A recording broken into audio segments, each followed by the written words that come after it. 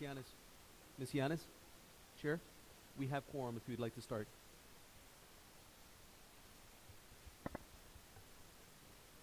Okay, good evening. August 2nd, 2022, we're at the Planning and Zoning meeting. I'm going to call the meeting to order now. And we'll start with the president. Please rise.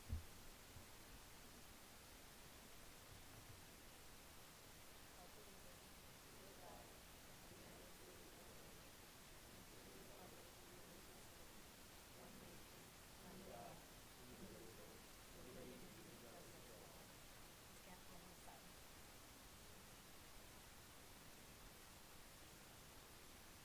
Please be seated. The first matter to address is the approval of the minutes. I'll make a motion to approve the minutes. I second. I have a motion and a second. All those in favor? Aye. Any opposed? Seeing none opposed, the motion passes. Next, we have public comments. I know there's gallery's pretty full today, but if you have a public comment not on an item, please come forward now. Otherwise, we will hold for that item to speak. Yes. Well, I know. You can go ahead and speak on it now, Mayor. Welcome, Mayor.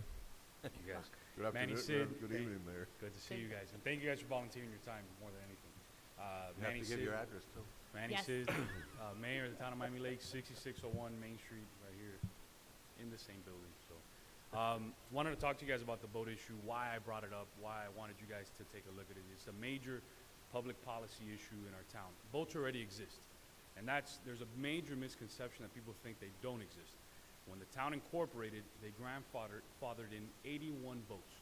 So right now there's 81 homes in our community, specifically west of 87th Avenue, because east of 87th Avenue, there's HOAs, there's deed restrictions that don't allow boats. But west of 87th Avenue, the majority of these boats are grandfathered in. After they were grandfathered in, this board, not you all, approved 19 variances for more boats that were allowed in our town. The reason you don't see more residents bringing up variances because the zoning board after a while just started denying them. But there were 19 boats that were approved after that. So there's 100 boats approved by the town of Miami Lakes in the town, specifically west of 87.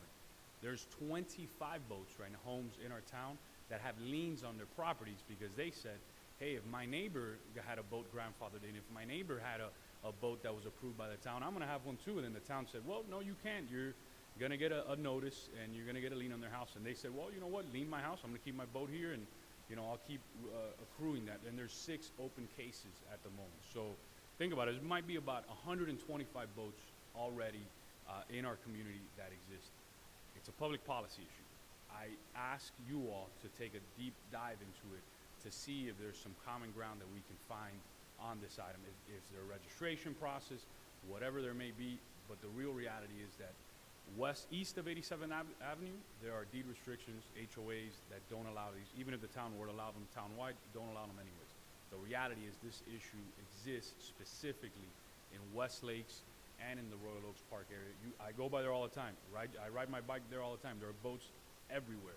And what makes it, you see residents here today, what makes it unfair for some of them is that they feel like, hey, if my neighbor got one approved by the town, why can't I have one? So that's where, I don't know what the answer is. Maybe we create a registration process, but, and I could tell you is even the homes next to, I know for a long time people were like boats, might lower the value of the properties. I can tell you West Lakes has the highest property values today in our town's history as people right next to boats that are buying them homes for crazy amounts of money. So it's a public policy issue. There's 125 boats already in our community.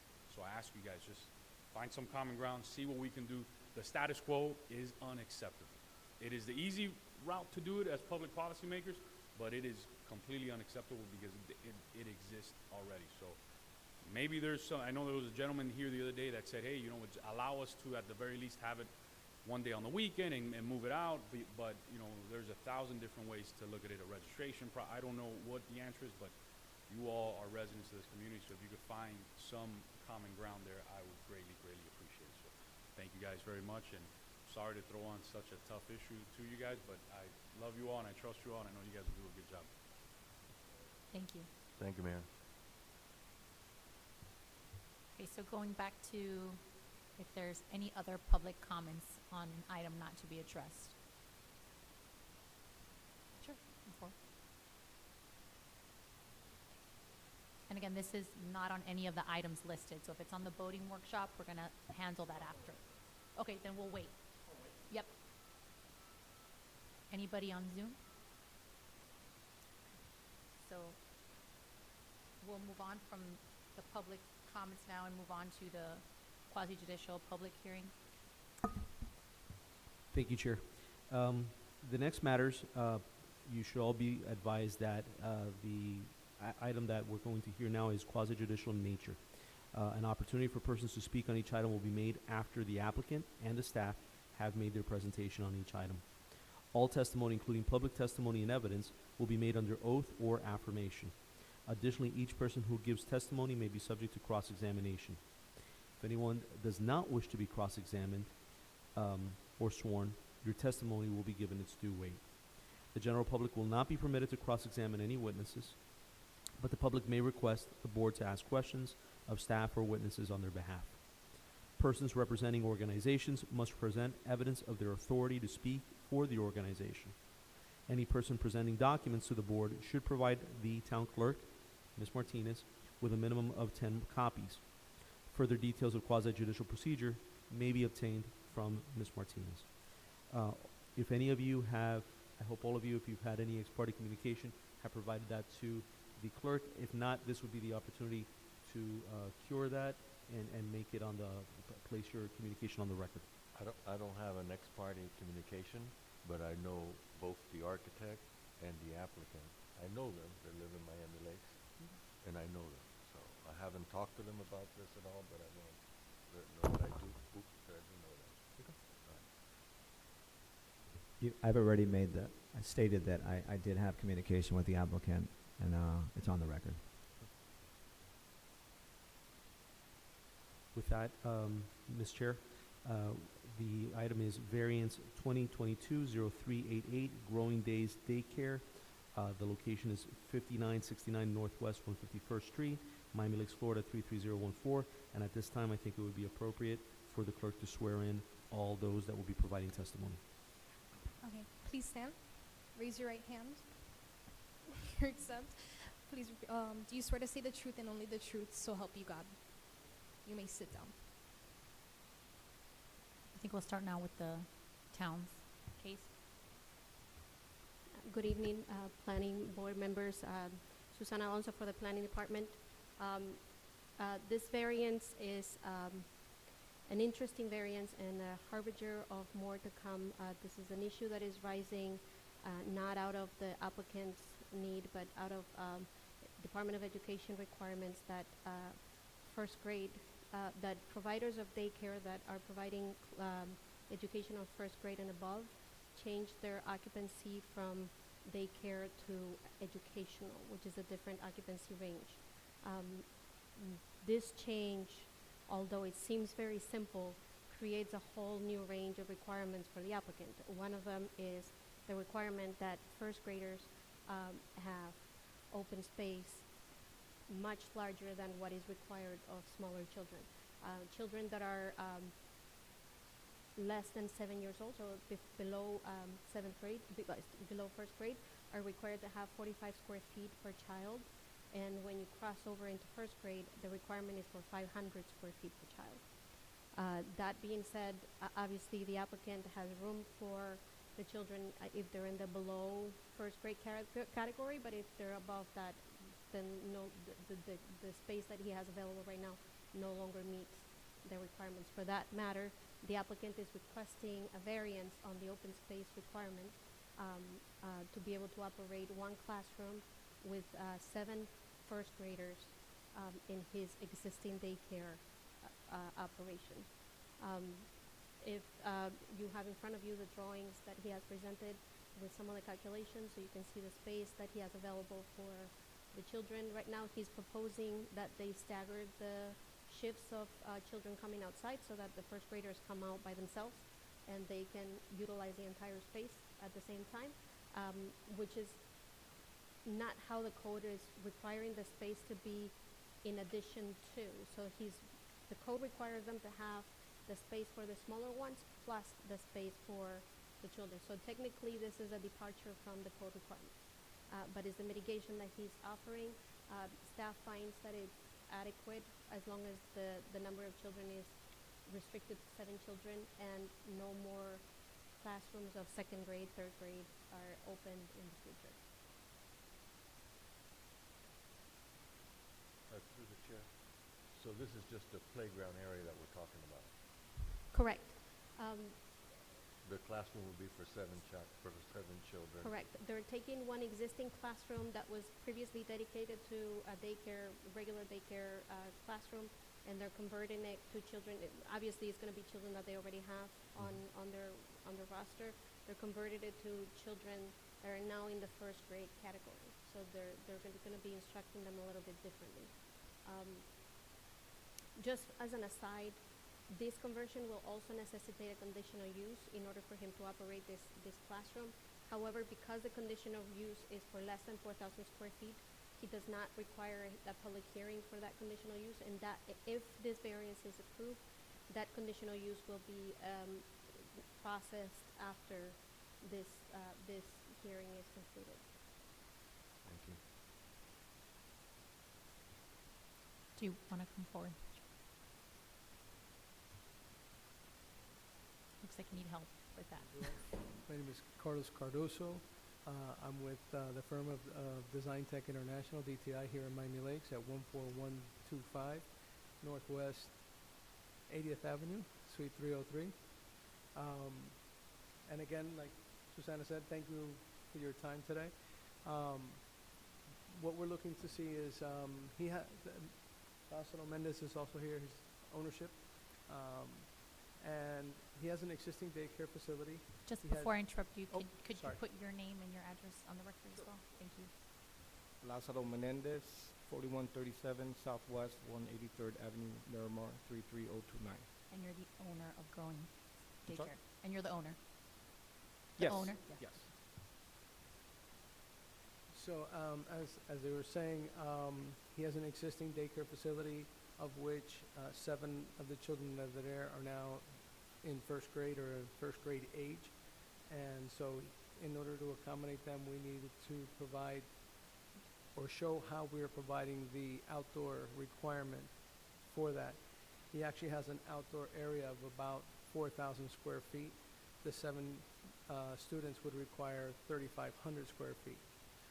The remaining children that they have in the daycare, I believe it's a 50% of them comes out to a total of about 2,600 square feet. So we're roughly looking at about the difference of about 1,000 square feet if they were all to be out there at the same time, which it was never his intent.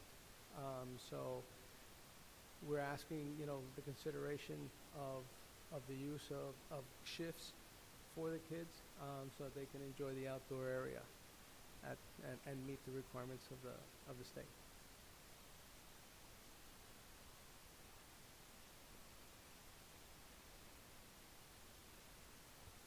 Do you know if, in other words, if I was a regular school having to comply with these rules like you do, could you do shift work like that, or will a school have to abide a fixed number of square feet per students regardless of the shift? No, we do shifts. I mean, regardless of life, we never put out there toddlers, for example, with the older age kids. So as a regular daycare, you have to bring them out, by age group for the most part. So we already do that. It's Right, something I we get that, but my question isn't that. It's, do you have to have a certain amount of square feet per child regardless of when they're out there? No, not that I'm aware of, no. No, there isn't as far as for outdoor space, all you need is a minimum of 45 square feet per child. And basically, if you have a license for 100, for example, you need to have enough space for, say, 50 to be outside. That's what the requirement is. So we do have that space. We do comply with that space, yes.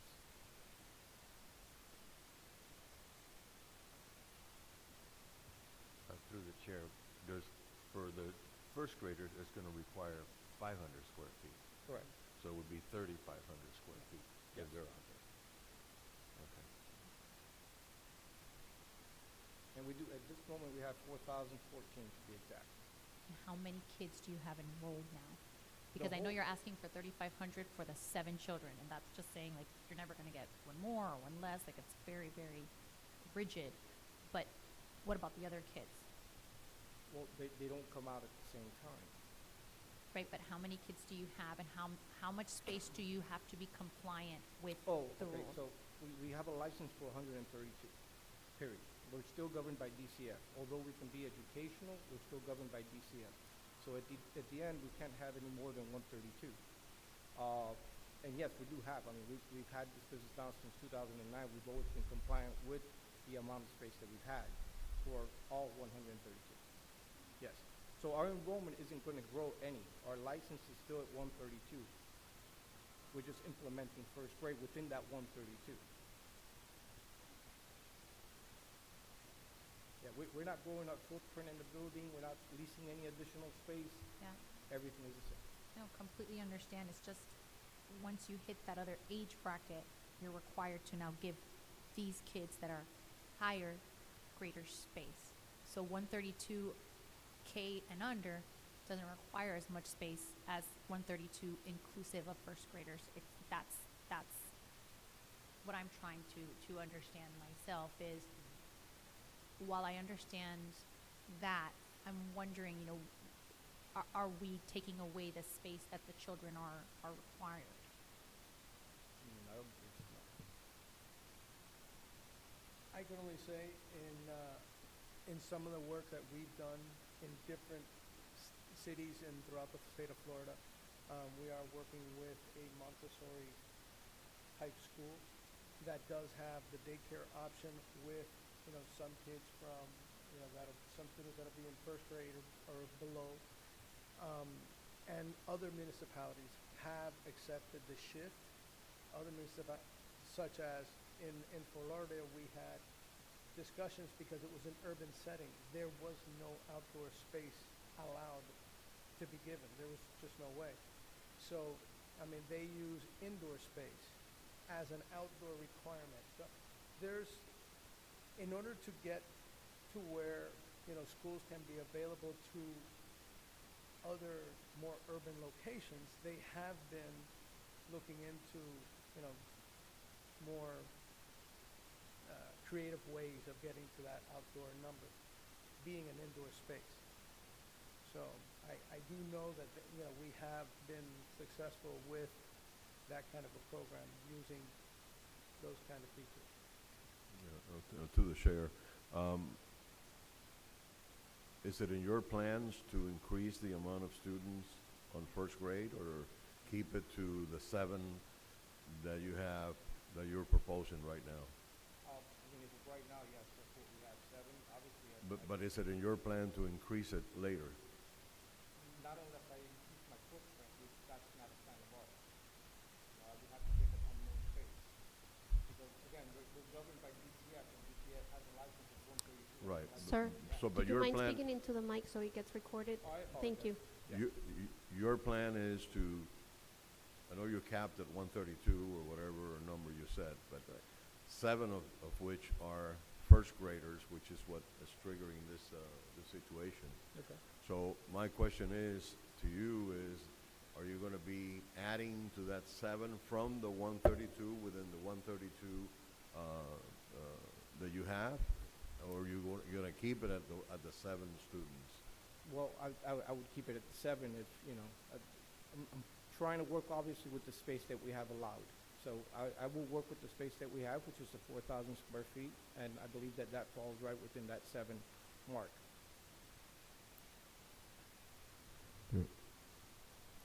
If I can, through the chair. So if you have to stay within the 7, even if you reduce the number of students from infant or age 1 to age 5, let's say, you still, it's my understanding in reading the variance, you're required to not exceed the 7 students. Is that correct, Susanna? Can you please repeat?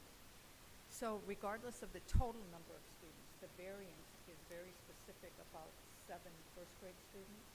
Correct. And if it were to be approved, the conditional use would be limited to that as well.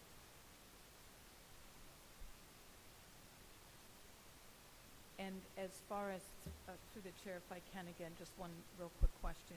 The component, as far as the total number of staff and what, if any, impact from a safety perspective, changing this would have? No. Thank you.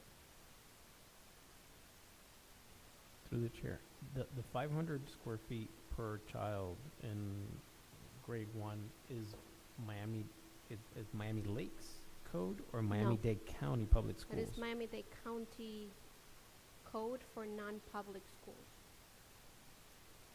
So, because at the end of the day, you still have to get permitted by the county. That's correct. That's correct. We still have to submit our plans to that Miami-Dade County, but more so for the mechanical aspect of the building. That Correct. It does comply with education. We are charged to, it is, right, the zoning aspect is the town's. The zoning of the town is concurrent with the same zoning that occurs in Miami-Dade County, which is the reason that, although it is a very difficult requirement to be met for any school above first grade. So it's very difficult to open a school above first grade because the requirements for open space are so large. Miami-Dade County sees fit to regulate this via variance, so they basically give variances to all schools that want to open. We cannot change that requirement to a lesser requirement because we always have to be within the limits of the county. So we can always go in, but we can't go out. So I cannot make a less restrictive requirement for the town, even though the county themselves are not necessarily applying it in the same way that, does that make sense? So they're Right, because my question is because I think we've all seen charter schools out there Correct. that there's no Correct. way that they have 500 square feet they don't, per child. they don't. And that's what So how do they do it? They grant variances. So if we grant a variance, whether it's for 7 kids or 70 kids, it's irrelevant for your licensing with the county? No. Again, because we're licensed with the county and DCF regulates us, our license is still for 132. So no, we would stay within that 132. It's the only way that I can grow my footprint, and then No, obviously I know your total footprint, but I think my thinking is that eventually you're going to possibly would want more than 7 kids going into first grade. Or the first graders with the second All grade. right, so right, so or Yeah. maybe it's 8, maybe it's 9, maybe it's 6. I don't know what flexibility we are permitted. That's why I was wondering whose rules are we following? Do we have to follow what we can do to assist?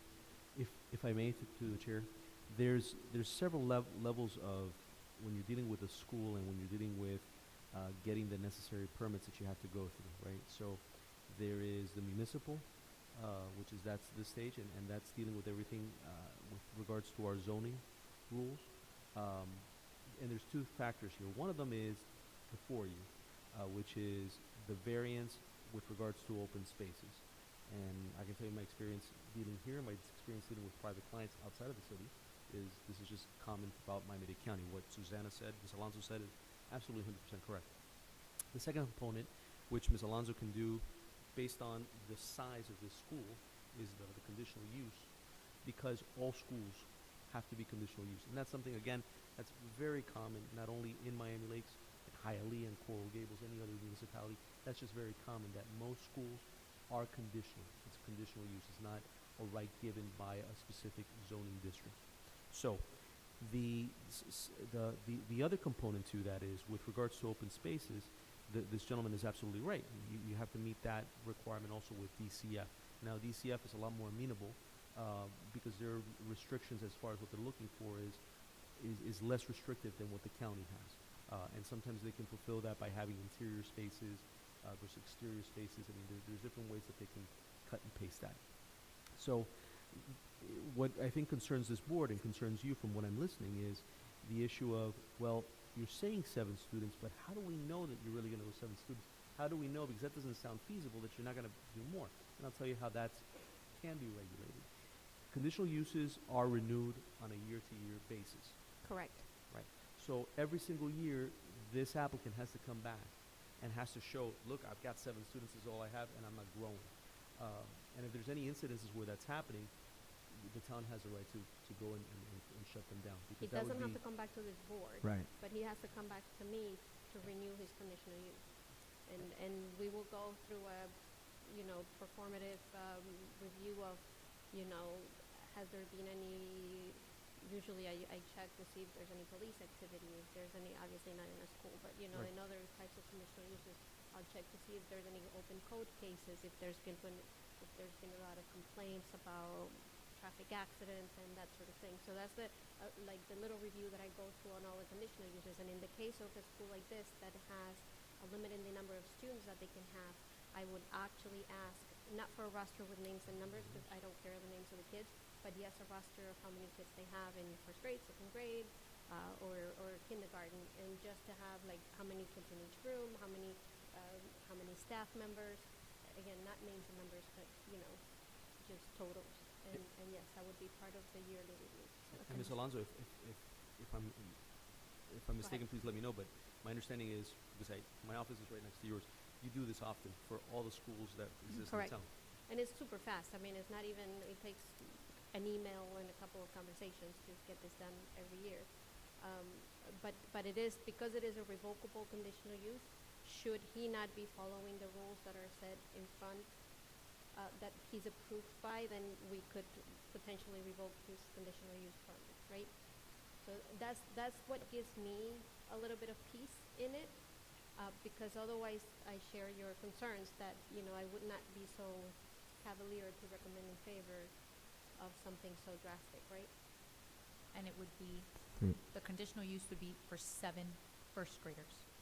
Correct, and those numbers work, because at the end of the day, if you're talking about shifts, 7 first graders sort of kind of fit in the 4,000 square feet nicely. That's a number that works, right? If you're doing it cumulatively, it doesn't work, but if you're doing them staggered, then they do sort of fit in. You're still providing the same 500 square feet, so we can imagine that the school is only for the 7 graders, and then it fits, right?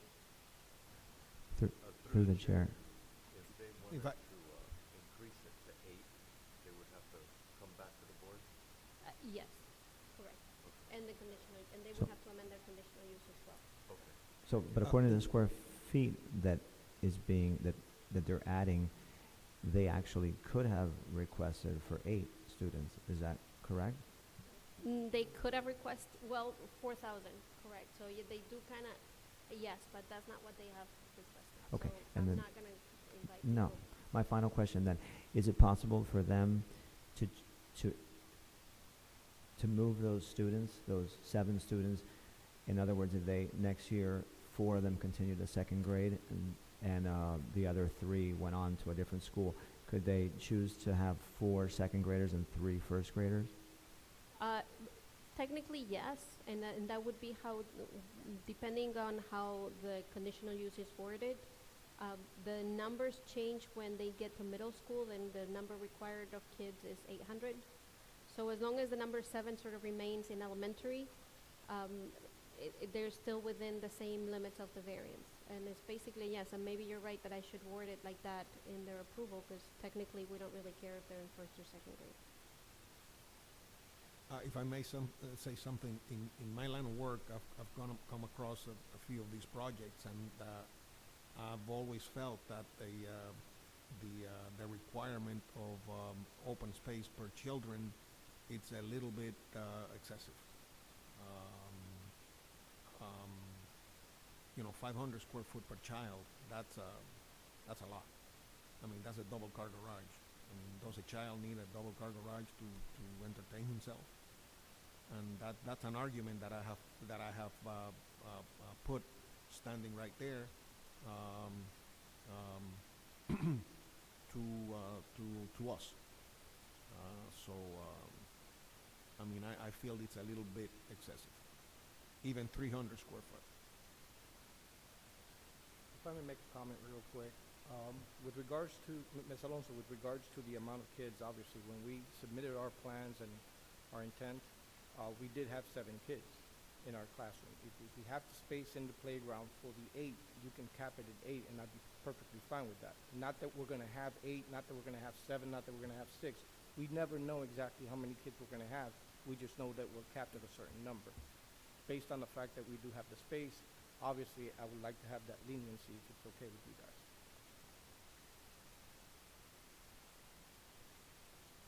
Do we have any But more through- questions? Yeah, through the chair, what you're asking is 8, or, 'cause I didn't quite Well, understand. when we submitted for our you can. application, at the time, we did have 7 kids at the present time. And we have playground space for 8, which is what we were discussing But earlier. if you're capped at 132 Yes. and we're starting the year, how do you not know how many are going to first? Well, we're now. You can taking- only have a certain number because you have 132 capped. No. We start taking applications for kids that are gonna start the new school year. Okay. Now, if we know that we're capped regardless, whether it's at 7 or 8, we're perfectly fine with that, and that's what we'll honor. It's just that obviously, what we were discussing just a few seconds ago is that we have the space for 8, which is what I believe Mr. Hernandez was saying. If that's a possibility, when we submitted our plans, it just so happens that we put exactly what we had in each classroom at that time. Right. Not necessarily that was, the specific number that we wanted. If we can, great. Right. But just to be clear, you have this space for 8, That's correct. including 7 children. You're not accounting for all the No. other kids. Another place will suffer, So obviously. with all the kids together, you actually don't have the space that you should. That's why we're here for a variance. Yeah.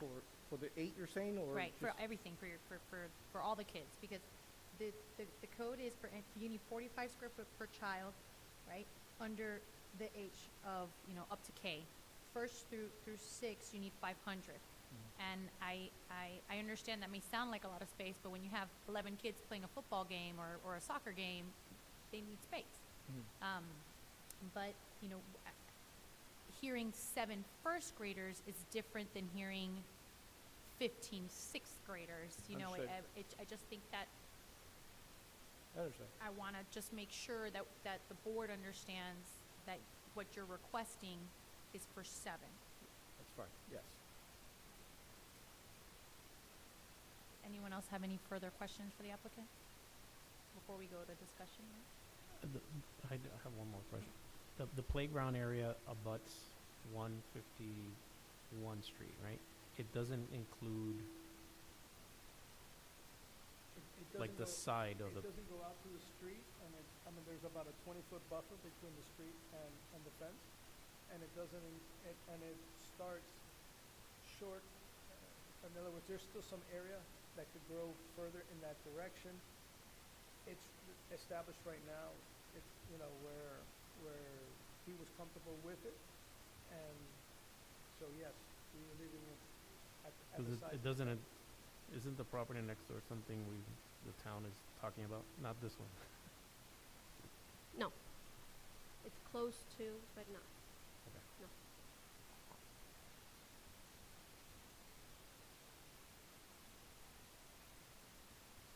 Any further questions from the board? Anything else you'd want to add before we close? Okay, thank you. So right now we'll close and have a discussion amongst ourselves, unless anybody has a motion. I think that we should maybe make a change there to allow up to 8.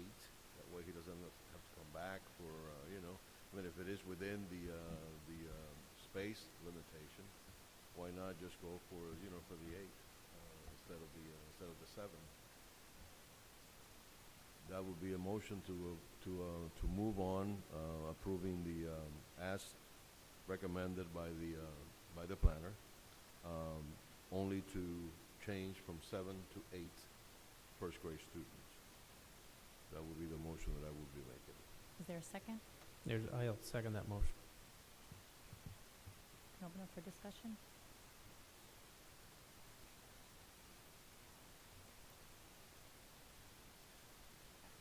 I'll start with some of my, concern, because I think I understand the school, it grows. I could see parents wanting to stay there and want to keep their kids there, especially if they have younger children. I understand that. I guess my struggle is when you have this certain amount of space codified for a child, and we're limiting that.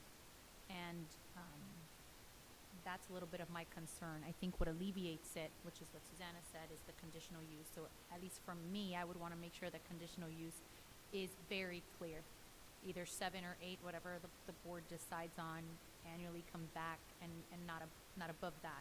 Because I think if we start saying, well, yeah, I complied with 7 first graders, but now, hey, I also have second graders, and now add this, and now add that, you're adding the group, the class, that's allotted a greater square footage, in my opinion, for a reason. I think they need greater, so that's my 2 cents on it. And my understanding, though, in this case, it would be up to 8 kids above K1. So it's not like you could have 6 in K1 and in first grade and 7. It's not per grade. It's not 8 for first, 8 for second, 8 for third. That's my understanding of the motion. That is correct. That we're discussing, and based on that is why I second it.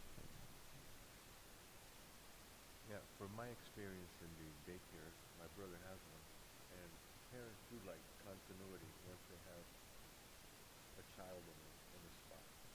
And I see the reason for having the first grade there. Because of continuity with family, because he's already used to taking the child there.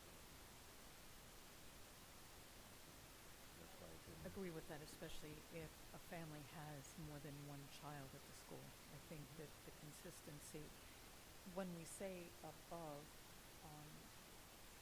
the kindergarten up to what? No, 5th grade. 5th grade. So, 5th grade, but because the requirements changed on 7th grade. So 6th grade, I said it wrong. The requirements on 7th grade begin to be at 800 square feet per child, so that would be like a different calculation. So above, but not exceeding grade 5 then, specifically. I think Stan said 6. Correct, but that would be a maximum of 8 children in elementary school total. So if they want to have 1 kid in each grade, but that would be the only way that would be correct. To the chair, I know your concern, because I know that the needs for the kids from first grade to 6th grades are totally different. And the space and the way they play or whatever it is, but I don't think that anybody's is gonna be in their best interest to have 1 kid in 6th grade or 1 kid in 5th grade or whatever. I couldn't see that. I mean, it would be the ideal thing. I mean, tremendous attention to the kid, you know. But I think I want to reemphasize my motion. It was to increase the number to 8 first graders and approved by the recommendation of the town planner with the increase to 8. If I could just do a motion to add the amendment to add to that, which is the conditional use will allow a maximum of 8 up to 6th grade, and I think that'll keep them in the same category. It'll keep us at our same range, and wherever you end up on your own, that's up to you, but the space is. can I, through the chair, I just have one quick question, if I may, and it's to the applicant. Is there a way We'd that have to open- in the we'd future? have to We op- would we'd have to open it again. We'd have to make a motion That's to right. open. And if you want, I'll make the motion to open. I'll second. Okay. She can open it again. Do we have to take a vote on that? The chair can open it. Yeah. We can do a motion? Yeah, we did it was already Second, motion, open. second. Second. All those in favor? Aye. Aye. Open. So is there a possibility in the future that you can actually acquire more space and, you know, you may have to one day come before us again and add more children? So, in other words, I don't know what the neighbors are and whether or not there's a way that you would one day be able to add more space in total. It's kind of a hard question to ask at the moment, just because, or to answer rather, because we've been there now for 13 years. You know, we're very comfortable with the footprint that we have right now. First, or kinder and first are, 2 grades that are very similar to, I should say, preschool setting. and we don't really have any plans of going any higher than that. We're very comfortable with that footprint. The only way that we would be able to do that, and obviously I would be standing before you again, is in the event that we grew our footprint as far as further into the building, occupied more space, we would have to actually now mandatory have more outside space to comply with the licensing for DCF. So the short answer is we don't have any plans at all in the very near future or any distant future, to be honest. But, you know, I mean, if I ever did, if it ever came to that again, then obviously I'll be standing before you. But that's just not in our future plans. Okay, anybody else have any questions before we close it again? So we'll close it. Any further discussion? I think I put an amendment to the motion that wasn't seconded, or I'll second that amendment. Can we read it back? yes. To add the conditional use to be up to 6th grade with 8 students, right? And would you read the motion on the variance? To move forward with the staff recommendation and change the part of the use for 8 students. And we're not going to include the part up to through elementary school in it? She did. She said that up to Yeah, she 6th did. grade. Up to Fifth grade. in And the I'm- amendment. Okay. Is it 6? I thought we said it was fifth. No, Fifth? the code subsection B says grades 1 through 6. Oh, okay. Technically, elementary school goes up to fifth.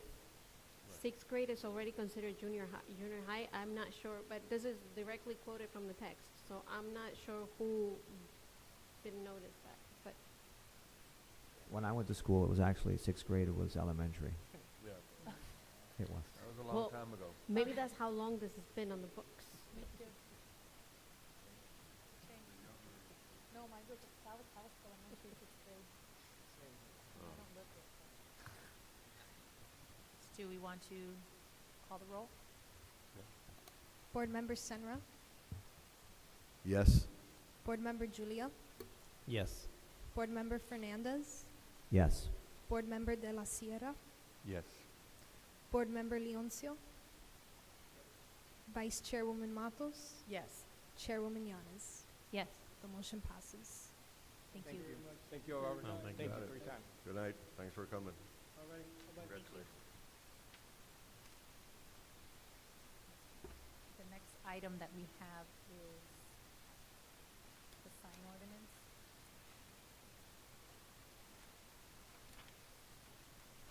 Susanna, do you want to give us I'm going to pretend to be Lorenzo. An ordinance of the Town of Miami Lakes, Florida, amending Chapter 13, the Land Development Code, Article 9, Title Signs, providing for inclusion into the code, providing for repeal of ordinances in conflict, providing for severability, providing for inclusion in the town code, and providing for an effective date.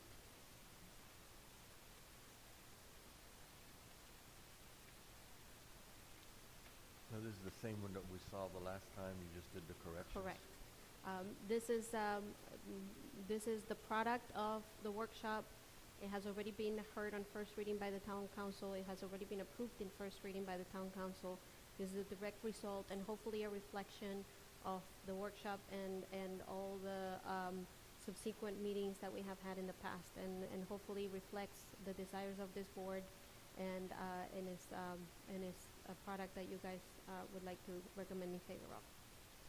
And this is for our approval today. Correct. You're recommending approval for the town council. I would make the motion to recommend approval for the town council. I'll second. Okay. Second. You got 3 seconds. I'll second it. Do we have any discussion that we would like on this? Or do we want to vote unanimously?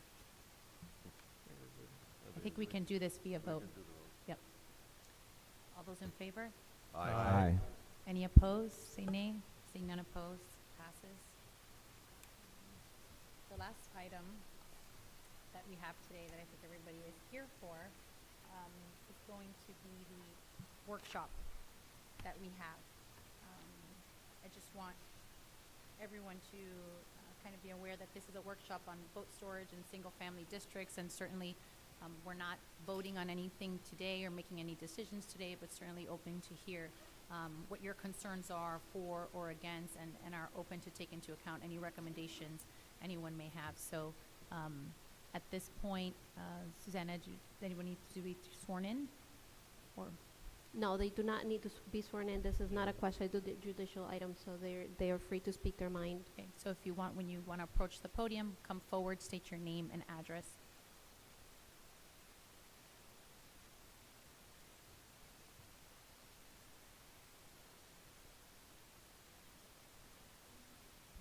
My name is Carlos Duque, 8758 Northwest 169 Terrace.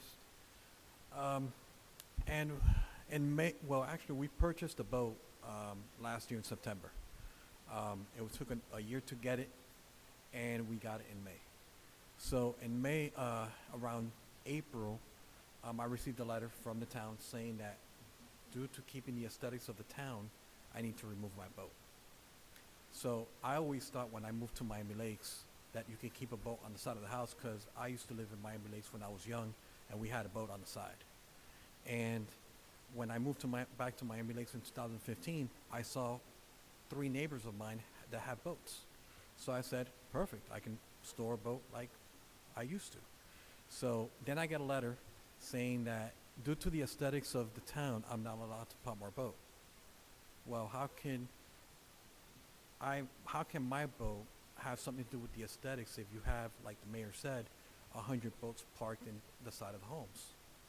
So my boat is covered, and the newer boats, I don't know if you guys know this, but when you clean the engine on the boats, you don't have to turn on the engines like the old engines. So it makes no noise, the neighbors don't complain, and my boat is covered. Basically, it hides from the street. You could see it. In order to see my boat, you have to park right in front of my yard. I wish I could afford to park it in the marina, so like that I don't have to trailer it at 6 o'clock in the morning. But the 79th Street Marina charges $650 to park my boat. I can't afford that, you know, and there's a waiting list. Even if I could afford it, there will be a waiting list of about 1.5 years. So I wrote to the mayor, I wrote to Mr. Corbella, saying, what about putting something in place, kind of like a yearly registration fee, that we could charge residents of Miami Lakes just a yearly fee, a reasonable fee, that would compensate for, whatever, you guys want to do. And also have regulations of, you can't turn on the radio at X amount of time, like when you're cleaning your boat, you can't turn on the engines, things like that. Put some rules and regulations in order to maintain quietness to the neighborhood. Miami Springs allows boats on the side of the yards. Pinecrest allows boats on the side of yards. And these 2 municipalities are very strict when it comes to planning and zoning. So I'm asking the town to have some leniency on boat owners that are not able to afford marinas, like myself.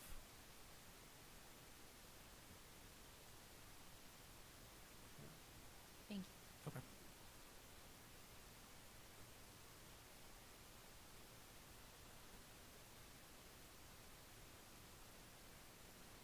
Hello, how you doing? Good evening. Good, how are you? My name is Michael Clavello, 15257 Northwest 88 Court. And I'm here for the boats as well. I've been living there since 1989. We had boats in the past, before the town became the town.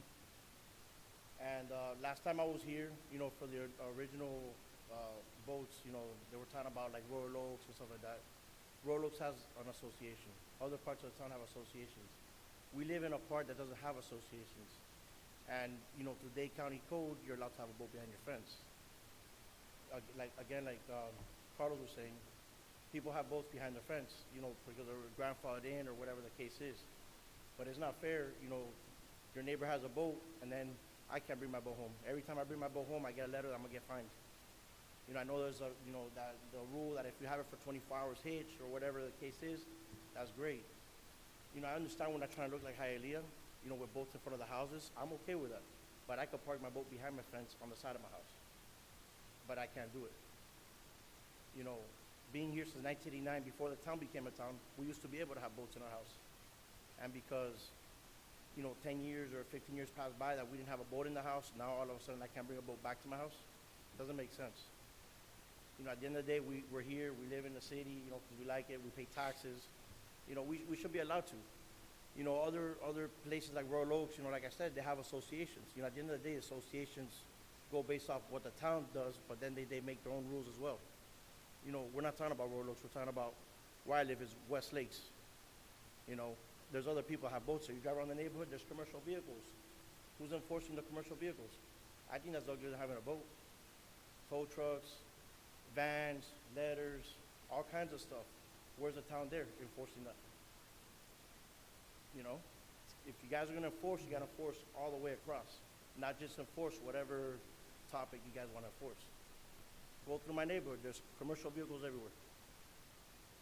And honestly, I think having a boat is a lot nicer than a commercial vehicle, but that's my opinion. But at the end of the day, if I could park it behind my fence, it should be allowed. You go through Hialeah, people have boats in front of their house. We're not trying to do that. We're asking to park it behind our fence. And I think you guys should really consider that. Thank you. Thank you. Thank you.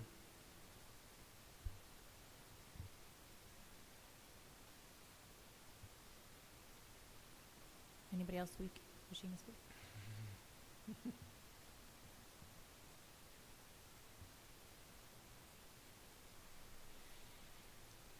Good evening. My name Good is evening. Miriana Urran, 9003 Northwest 146 Terrace, Miami Lakes. So I was just reading the Miami Laker, that's our newspaper, right? And this is dated March 26, 2014, and the boat issue was, entertained in this article. So I think it's been too long. It's been almost 8 years, and we haven't been able to solve the issue. I think that we have great leaders with a lot of expertise in the matter, and it is time to make this happen. We believe in you, we trust you, so we just ask for some action. Thank you.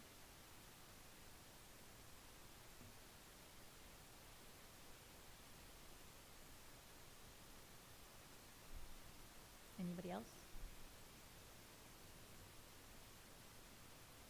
We can open discussion amongst ourselves to discuss the workshop.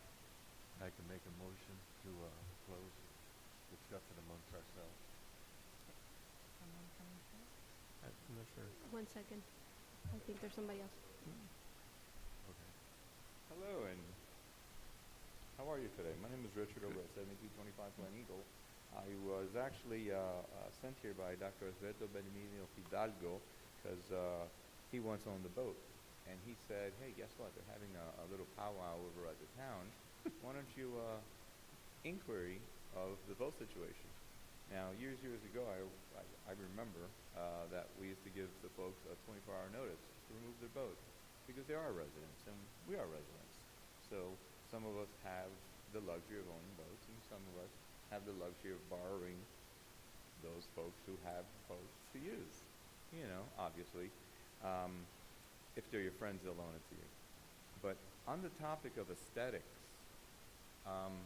the word aesthetics for the home, you're referring to the home aesthetic, the beauty of the home, the architect, the vision of someone who made it, not a boat which is based on your opinion by design.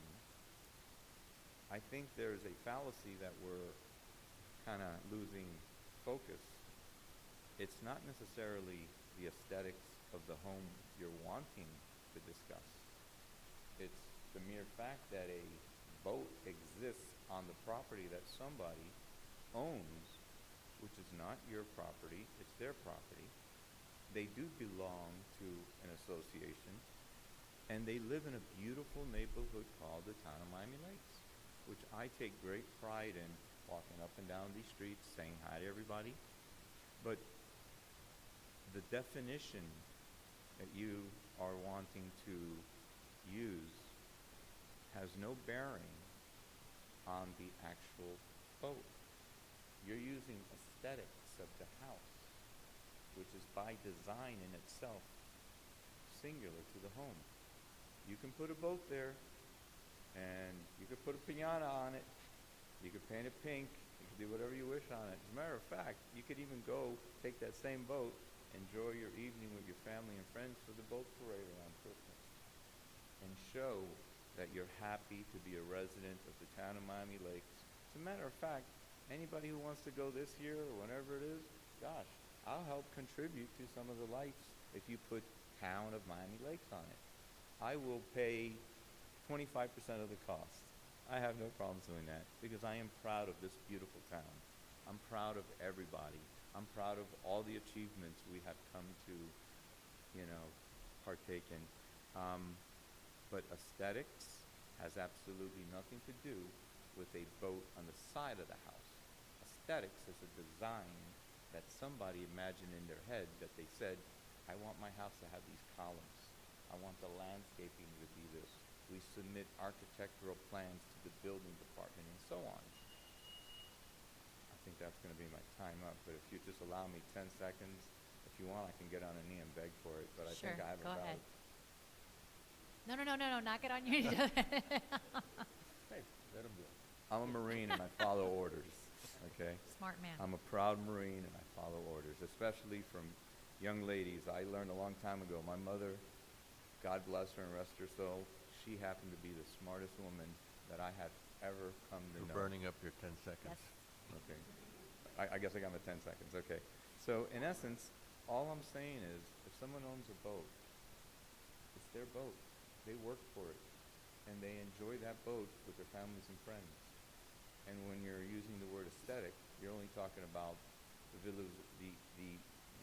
by design opinion of the house, not because next you know you're going to start imposing on.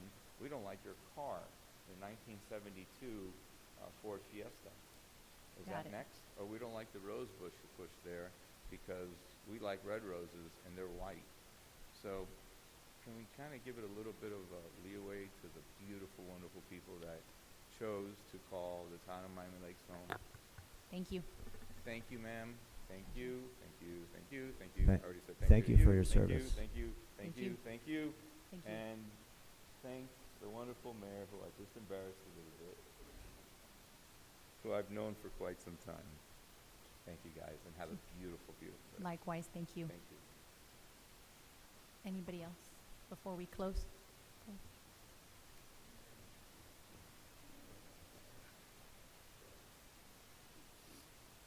Good afternoon. Just fix this. Good afternoon. My name is Manuel Diego, 9003 Northwest 146 Terrace.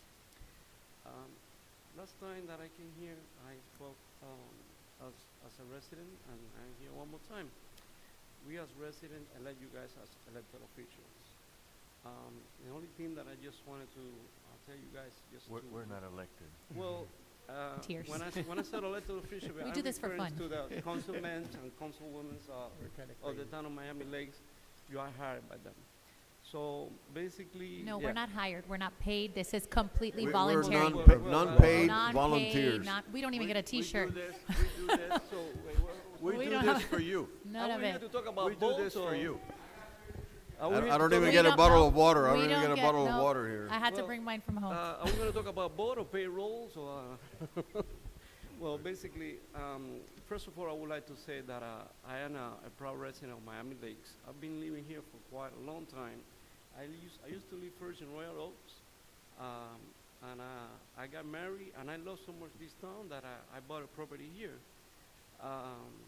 The only thing I'm asking you guys is just to work together with the community of Miami Lakes.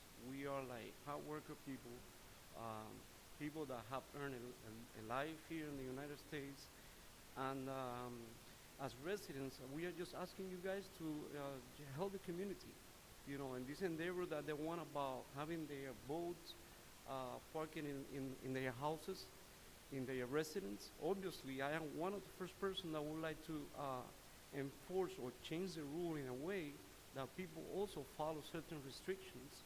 I don't want this to become like a freelance of everybody fixing boats in their properties, cleaning boats at 7 a.m. in the morning, playing music really loud. No, I would like them to have the opportunity to have the boat parked in their residence and follow certain restrictions. So by no means, do your job. We've been waiting for this for quite a long time.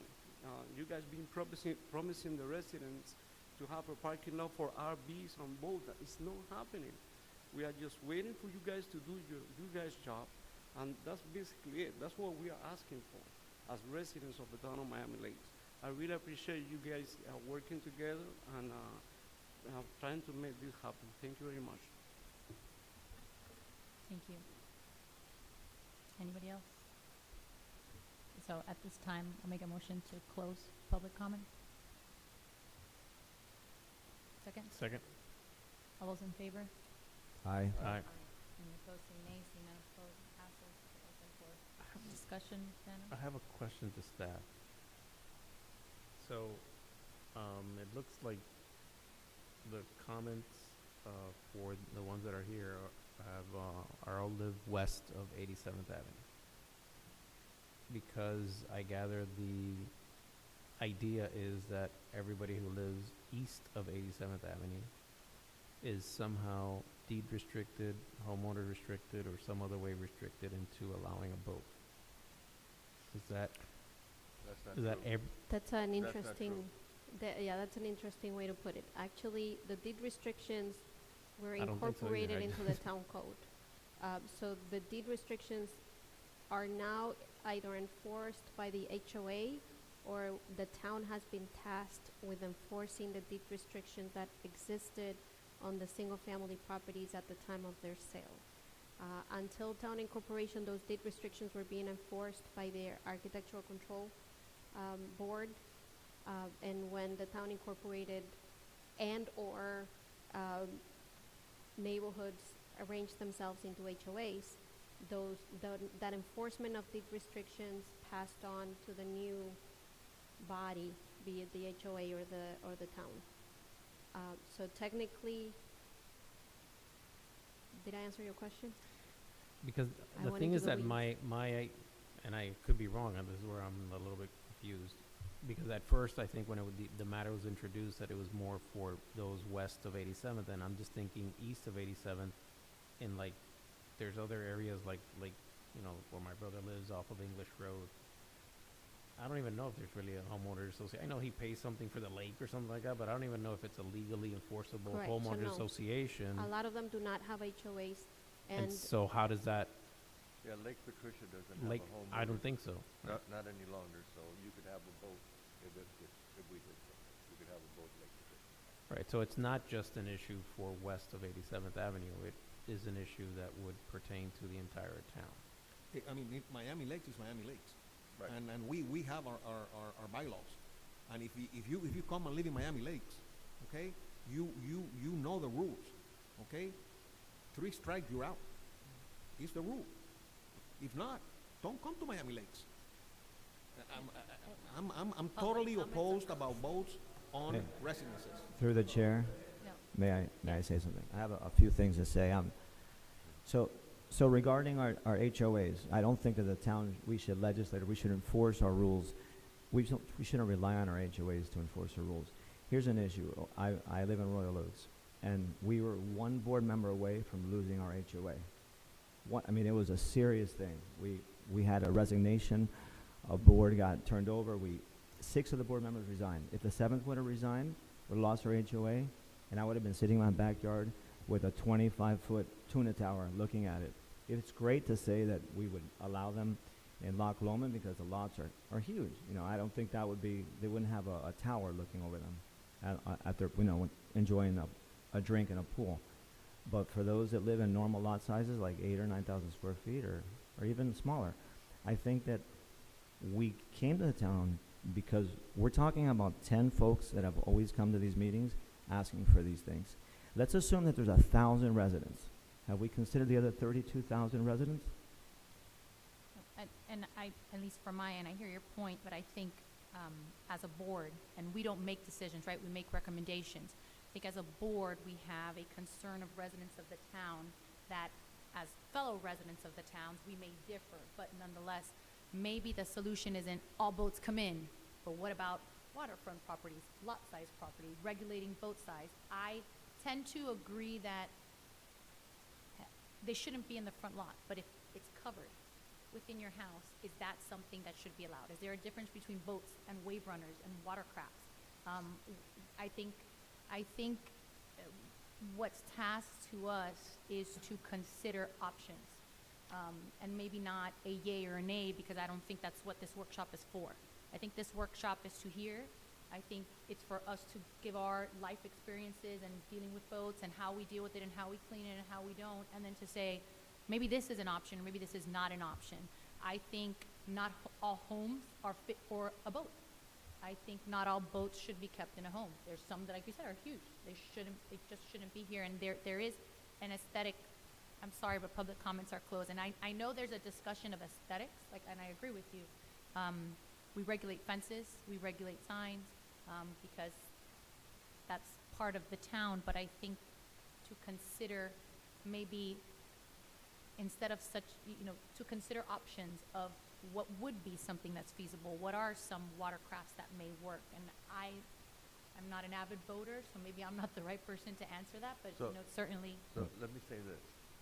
Boats are not prohibited in Miami Lakes. They're not. You can have a boat at your residence if you keep it in the garage. If you close it in, you're allowed to have a boat in Miami Lakes. I've been in Miami Lakes since July of '81. I've owned the boat the whole time. When the town became a town, I had a boat in the side yard of my house. And Peter Thompson, who was one of the first councilmen here in Miami Lakes, said to me, you can choose to grandfather your boat in, but I ask you not to. And I didn't. And I don't have a boat at my house, but I do own a boat. I have a 25-foot boat, and I keep it elsewhere. It's not easy. It's not easy, but I made the choice that I didn't want to have boats everywhere at every house. People cleaning the boat, whatever you say, they don't make noise or whatever. You still make the noise, and it is disruptive. I know because I own a boat. I know how we are. I am a boater. I go about every third weekend. I end up out in the boat, and I go with my kids, and my daughter owns a boat also. So it's very difficult. And when you move into a neighborhood or you buy a house, you have to look at all the rules that are existing. And you have to make a decision whether you want to move in there or not. And I understand how you feel about the boat, wanting to have the boat at home. I get it.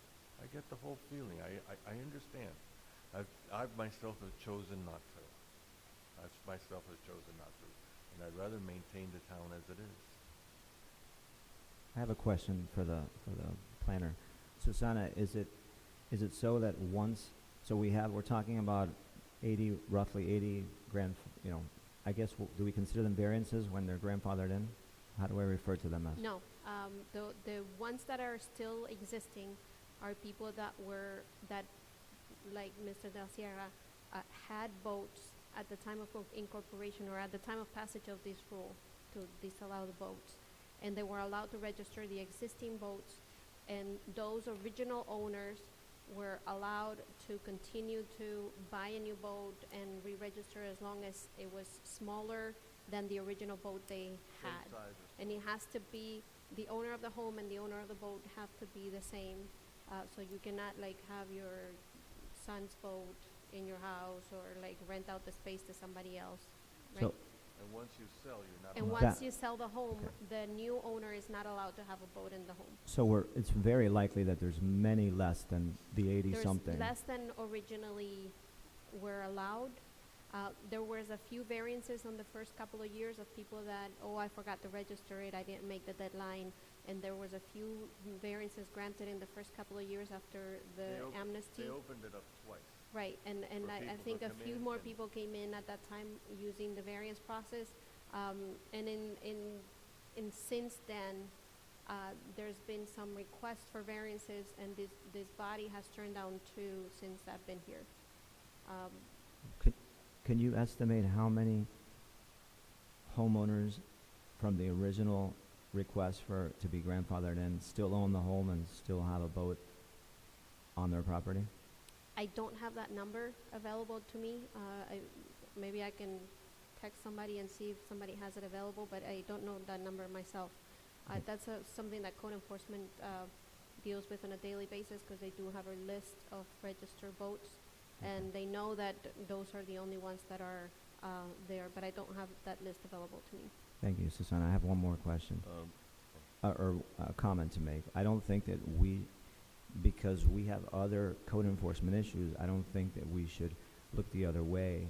We should enforce all code enforcement, and those folks that do have commercial vehicles or other things that they have that are against our code, we should be enforcing it. And it's possible that they do have violations. I mean, unless we go into the system and find whether or not they have violations, just because there's somebody that parks a commercial vehicle in front of their home doesn't mean that that it has not already been addressed and possibly already been fined. So we should not bend our rules just because we don't want to continue to enforce all the rules that we have on the books.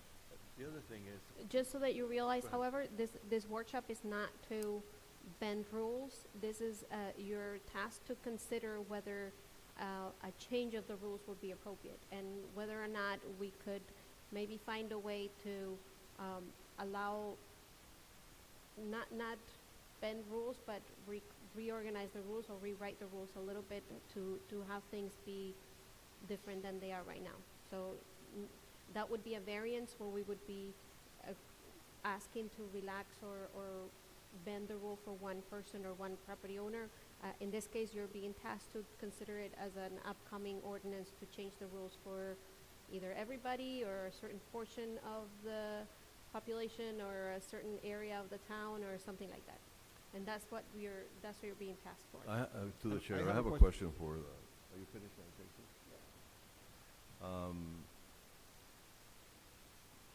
Would this be a matter that would be entirely up to the zoning and planning board to vote on, or would this be something that the council will be voting on? Correct. This would be like any other ordinance that you see.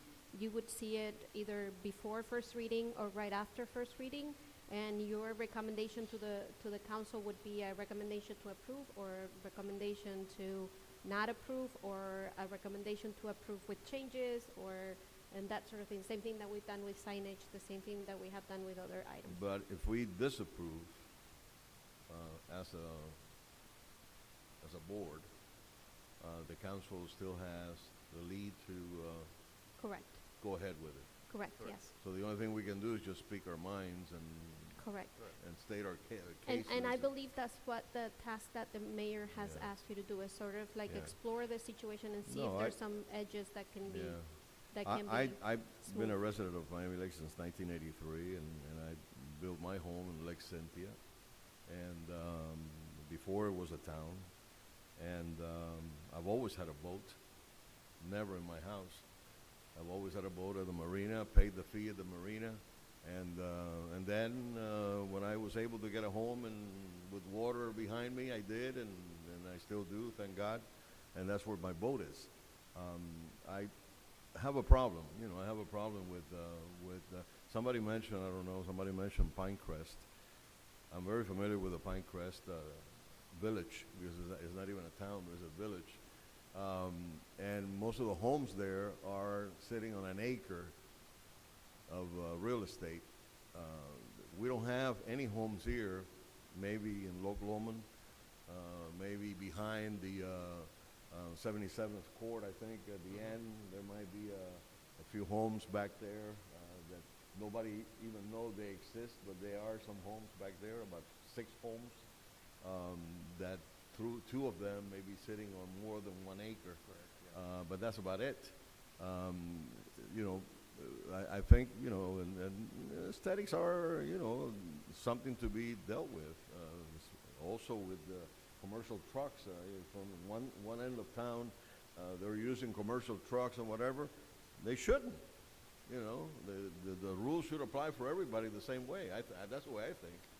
I don't see any reason why to change the rules, but I will be open, I guess. But again, we can only say what we feel like and make our recommendations, but the final is going to be in the councils. And by the way, to clarify, somebody made a point that we've been promising to build a boatyard, or we never promised that.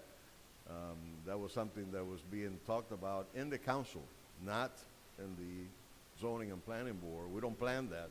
We don't but we don't offer that. That's the council. That is the council. Right, but just to kind of keep order here, what he's trying to explain to you is that we don't make those decisions. don't We're the make those planning and zoning board, we're not the town council. And but there's unfortunately, there's just no public comments, it's closed Right. right now. So we're having a discussion, and everyone had the opportunity to take their 3 minutes, which I believe everyone did. And amongst ourselves, not necessarily to make a decision today, but we certainly want to take into account what the residents have to say, hear you out, which I believe we all tried to do, and also take into account what is needed with the town as a whole, taking not only just history and what was done, but our input on being on the board, our input on this rule that already exists long-standing, and what's the greater good for the whole town. And again, at that point, we make recommendations, or we can make no recommendations. At the end of the day, it's the town council that will make the ultimate decision. From my end, and I'm sorry, I cut you off, board member. No, you're fine. I just wanted to make that, that And comment. I would like to amplify your comment that we're talking about boats. Why don't we start talking about motorhomes? Motorhomes, yeah. You know, Same why way. don't we That start would be the talking about next dump thing. trucks?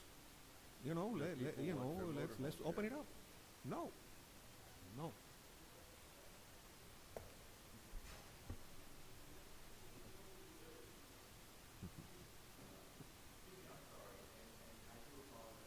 Sir, I'm there's sorry, no I public haven't- comment. I haven't had a chance to speak yet on this item.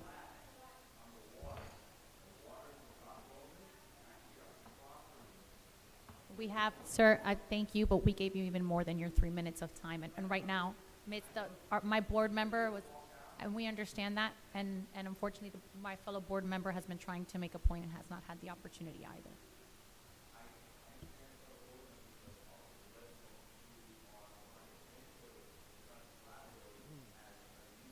I should have told my wife to come here. I didn't know that this was gonna be off the board. If my wife would have come, she would have told them to go fuck themselves. This is why we need the police officer. Yeah.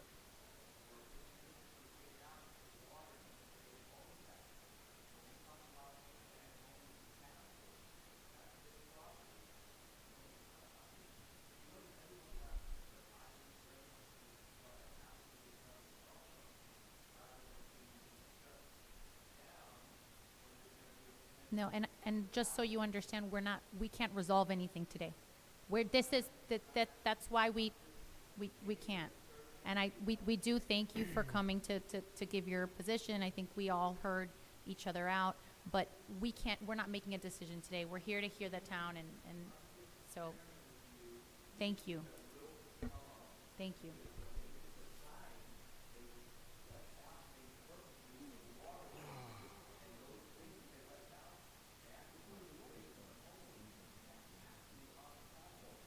Thank you.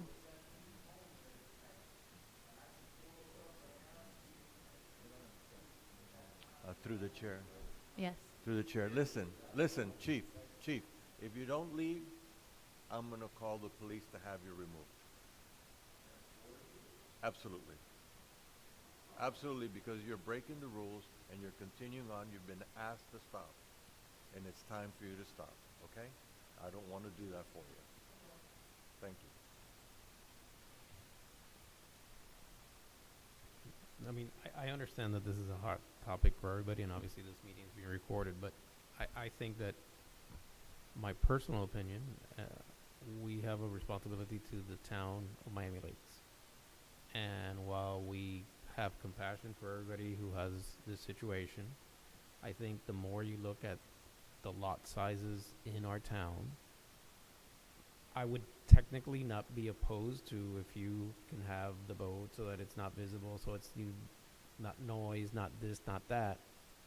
I think the only way that feasibly that occurs is kind of with the way it is now, that you could have it in an enclosed area that nobody could see it, because I don't think our lots are that big that you could possibly, because we also have fence requirements. What are we gonna do? We're gonna allow people to build 20-foot fences around their property so that then the boat is not visible, Which is not allowed.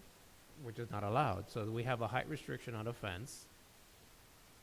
I understand the situation with the boat. I mean, if there was anything that I could suggest to the council is there any way that we could figure out a piece of property that we could buy to do a boatyard for our residents? Yeah, That would be be as great. most as I could would go, agree with- but I'd agree to that. I know it's very easy for us as just being planning and zoning, and I understand the mayor's concern, and you know, and I know the easy answer for us is keep status quo. It is what it is, and will have 8, 10, 15 people upset of us, and about 5,000 people in favor of us.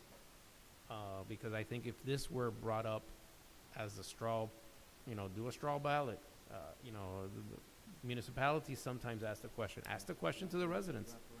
Do a, you know, what they call a straw ballot referendum, yes or no. I would venture to say that the overwhelming majority of those residents of Miami Lakes would say, we don't want this, because then you open it up. So I don't have a boat, but I have a camper. A lot of people have campers in today's world. Oh, yeah, But why don't you, you know, I'm sorry, I'm sorry. So But I think that, you know, if I were to propose anything to the council is, if you want a straw ballot on the matter, and let the matter be decided by the majority of the people. Alternative 2 is, I don't know how, I understand real estate is tough to come by, but that would be the only other option. I would not be in favor of realistically being able to put something in an ordinance enforceable that's really gonna make anybody happy, because the only way that I would be in favor of is if if my neighbor can't see it, if it's not gonna hear it. And I don't see how you could feasibly do that with a boat. I mean, it's literally gonna be 8 feet off of the ground. There's just no way around it. put it on, If I put it up can. to a vote in November. Because I haven't spoken on the item yet. Let our vice chair say something. I think the difficult thing as I'm sitting here and no one anticipated that the room would clear. Did you? Anticipated what, I'm I sorry? didn't. That the room was I'm sorry, can you hear me? We wouldn't have expected the room to clear, and they are passionate. And why are they passionate? Because it's confusing. It's not confusing. Some people can have them, some people can't. When the town of Miami Lakes was incorporated, we adopted the deed restrictions, as which I understand were no boats. But people have boats. And it's more than just, can I see it? It's, we're gonna get a lot. We're gonna have boats and campers, and people were excited about that. I've had clients ask me about that, and that never, or to this date, hasn't happened. And people were hopeful that that was going to happen. And then they buy a house, and maybe they have a boat, and they didn't ask that question. It's confusing for people, as we learned tonight, if we didn't already know. But- We've had 2 ordinances, or 2 opportunities since I've been on this board to talk about boats. But here's the thing, it goes beyond just, can I see it, can I hear it? It can potentially be a safety issue. I live in a townhome community. I've had some of my neighbors bring boats home. Does the world stop if somebody brings a boat overnight and they take it the next day? No, we're not, I don't think, talking about that. But you can't have one thing for somebody on the west side of 87th Avenue that No. doesn't apply to somebody over on the east side. No, Miami Lakes is Miami Lakes, yes. And I think that, with all due respect to the residents that were here, you understand their frustrations. And yet, somebody mentioned commercial vehicles or RVs, and if we do something with the boats, then we need to do something with the RVs and the commercial vehicles, because you can't discriminate, for lack of a better word, for boats and not RVs. So I think it's a broad spectrum issue. It's not just about boats and can we keep it behind the fence or can we keep it in the garage. That sets a precedence. Well, it even goes further than that. No. Why can't I change the brakes on my car at my house? I Now, think it, mechanical work, change the oil in my yard. Can I get a clarification? I think it's a slippery slope. I mean, I understand it's a slippery slope, but I think it's, today, you saw that at least there's some, obviously, I think that a straw ballot or referendum is a great idea. Because I think it's the only way to get a true measure. Is it really 10 residents or is it more? You know, what does the residents truly want? I am not opposed to something, if that something could be agreeable, you know, a little, you know, shaving around the edges as indicated, you know, is there something that can be done? But I agree it's not, it's a very short ordinance, but it's very complicated. And I think if It's you super have boats, complex. there's motor homes, then there's, you know, it just goes on and on and on, and then where do we draw the line? But, you know, just because it may be difficult, is there something, something that we could possibly do, some way that we could limit it further, or we can give the residents what they want, again, assuming that's what they want. I do think that the starting point would be, what do the residents want? If they additional don't want it, then dialogue is What- needed. what And I- it I isn't agree. just a simple in my conversation. opinion, Yeah. what they want, it's not possible. Through the chair, may I say something? Because I've thought about it. You know, I actually, during the council meeting, I spoke opposing completely. Even the fact that they wanted to do the overnight, which already passed, but I spoke during public comments against it. And I've thought about it, and I keep thinking about it, and yeah, there are residents that would like it. And then I started thinking, well, what as a board could we do to limit them? Let's say that we were to say, okay, and this is just an example, and I'm saying this just as a point because I want you guys to think about this. Let's say that we said, okay, we'll allow for 22-foot boats, nothing higher than 10 feet. Who is going to allow, what resident is going to allow a code enforcement officer, after they've already broken the rule, go behind their house in private property and allow them to measure that? I think that it's unless absurd. we require registration, and they have to. But registration per the Like- boat, and like- then they'd have to have a sticker on the boat showing that Right, and if you say, it's well, been we're allowed looked to at. come in, and there's like some sort of a compliance. And I'm not saying that's realistic, or that's something that we could even do, or that's something that, you know, to me, one of the biggest issues is enforcement. You could put rules all day. I mean, we can't enforce half these things. Right. And I completely agree with you, but But our job is not enforcement. We're not here to talk about code enforcement. No, right? but I think we And, should you know, consider. there's so many facets to this. And so having the conversation and the discussion that we're having, I think we have to agree. It's confusing for people that don't know. If But- your neighbor had a boat, I don't understand what is confusing. you don't? No. Did you not think that some of the people here thought that it was okay for them to have a boat? But there, and clarify this for me, there are 85 people that are grandfathered in that can have boats, okay, and those people are from way before the town was a town, Well, okay? they became able to have the boat when the town became a town, and then there was an opening again, and they were able to apply, and then that was closed, and then there was an opening again that Mr. Pizzi opened when he came into office Right. for the third time, because people were behind him wanting him to do that. Right. And he opened it again for people to apply to have boats. And whoever had a shot could have done it at any time during that time that they were a resident, and they didn't. I do It think was that it available. is a Again, little and bit confusing. That's what I'm referring to when I'm Yeah. saying it would be confusing for people.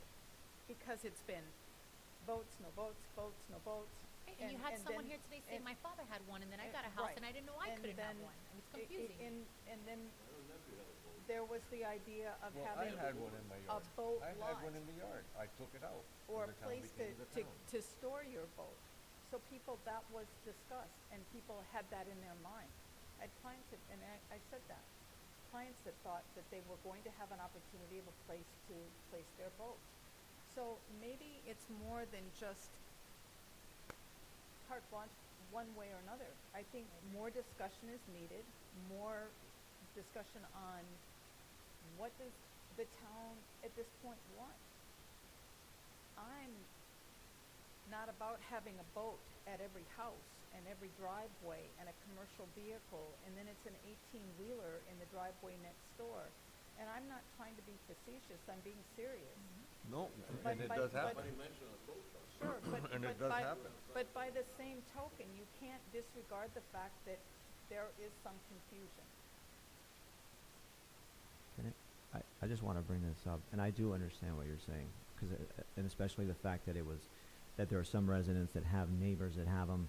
We don't know if some of those residents actually have violations, or they actually are grandfathered, and so we can discuss that. But I think that we should always keep in mind that boats are luxury. I mean, we're not promised to have a place to store a boat when you buy a home in our town. And there are other, and speaking of lawsuits, this has been challenged many times, I'm sure, and there are already, and I think you would probably guess to say that there's been rulings in favor of cities, right? Cities have a right to determine whether or not they're going to allow for these things.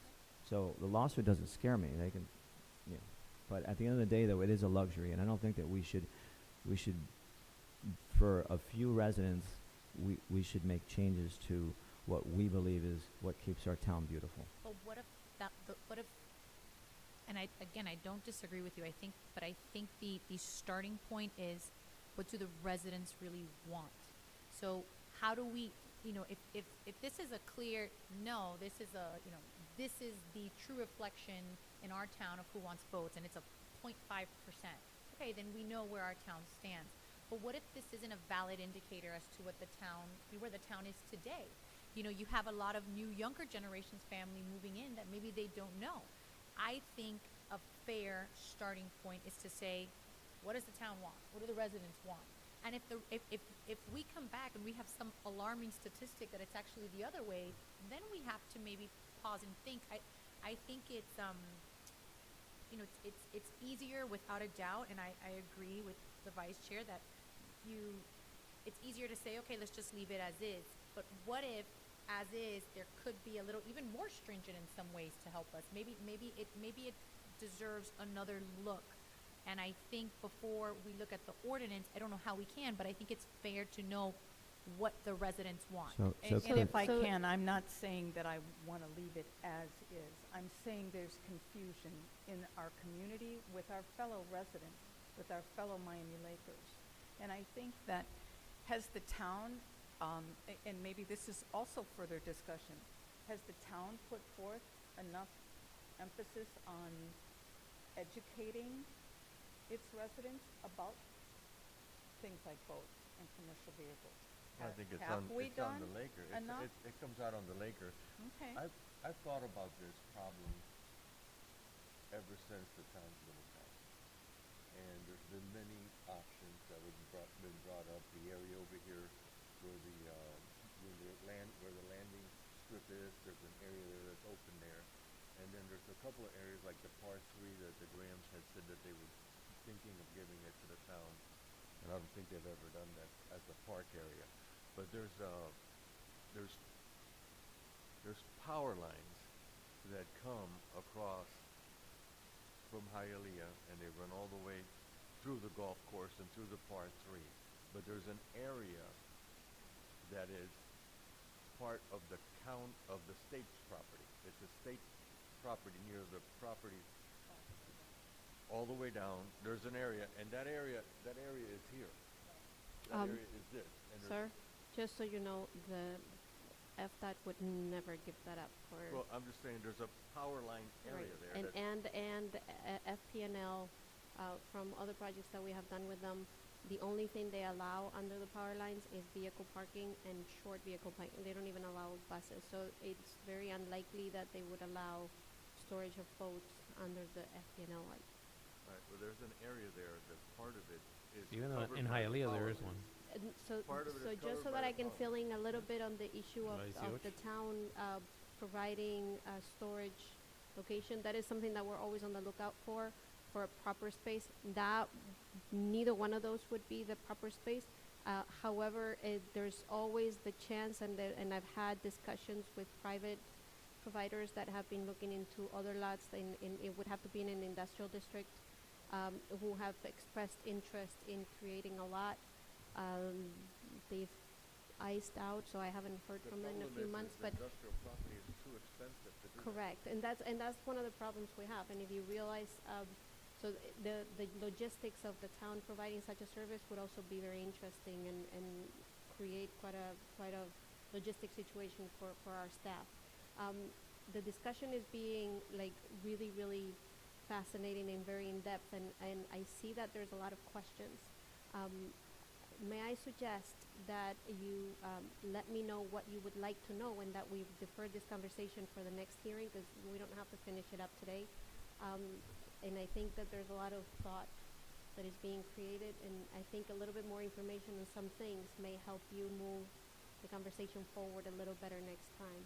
So if you would like to make a round of questions or data or information that I could provide to you next time, that would be very helpful. But this one thing that Roberto Alonso got the property from the Florida Department, from Florida Department for the fire station. Roberto Alonso fought for that, and he got that fire station there and had FDOT give the property to the county, or to the county and the county, create that fire station. This area here is basically the same. That could possibly get them to do it if there was enough movement to do that. If And they it would don't be a have other place that plans would be for out of it. the way.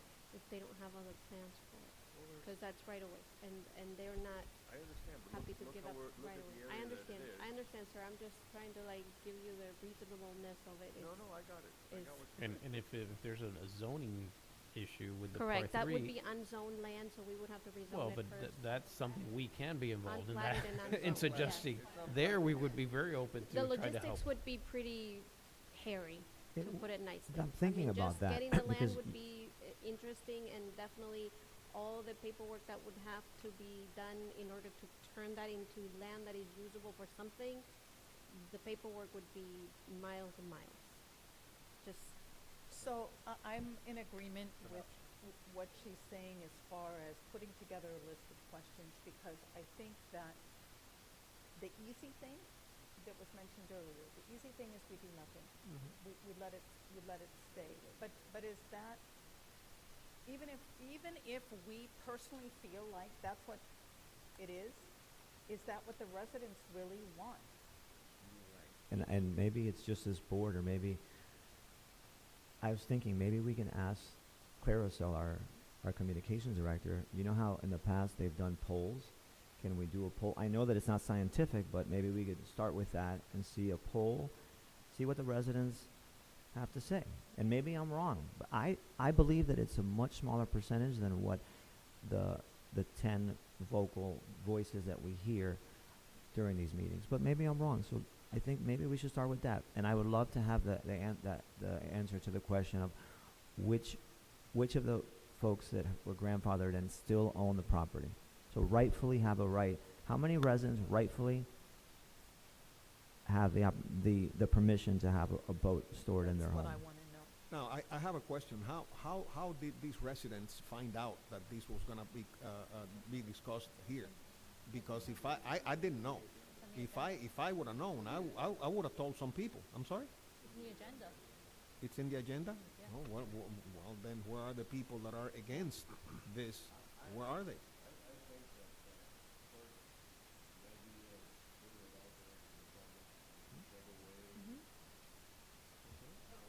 Through the chair, can I ask the town manager if he would like to say something? Yeah. I know he would like to, Mr. Peterman, say something. And sorry, but No, I just have felt that he's wanted to say something and hasn't been able to. You could have come up whenever And you we wanted. need your help. No, obviously, State at your the name end of and the day, address.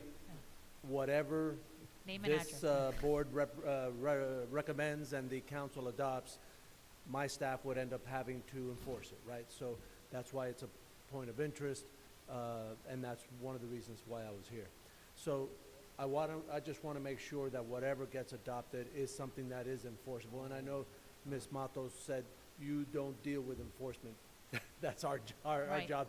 But so we would be, we welcome the opportunity to provide input through our code enforcement, them through me, to provide input to this board, giving you advice, hey, these are all the pitfalls of trying to enforce this or that or what have you. Do you have like information on how you have tried to enforce boating now? Like, can you get us information on how many boats are out there? Yes, Who's been and violating? What you're dealing with, so that we have a better understanding of I what the could town's tell dealing you with? that we have, and it's one of the elected officials asked recently for some synopsis of the open cases, right? So the open cases are, there's a series of properties that have liens already attached to the property because they had improper boats. So they weren't registered, they were there, they get cited, and that seems to be a normal phenomena. And sometimes the gentleman that was here talking about, oh, they're not enforcing the commercial vehicles, or they're not enforcing RVs, or they're not enforcing,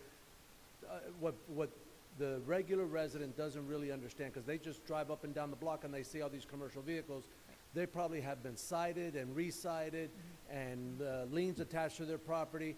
And what happens is people that are recalcitrant and just say, it is what it is, they just let that lien sit there, and then at the end of the day, they look through the special master process, they look for a fine reduction, they pay when they're either going to refinance their house or going to sell their house, and then they wipe the slate clean.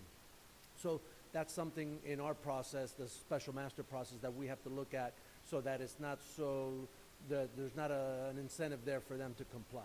So we have probably about, I don't know, I saw the list, so I don't even want to give you a number, but I would say probably 30 to 40 that were liens, and maybe only about 6 to 8 that are open cases that are more recent, that have been either sent a warning or an actual citation, and we're just waiting for compliance.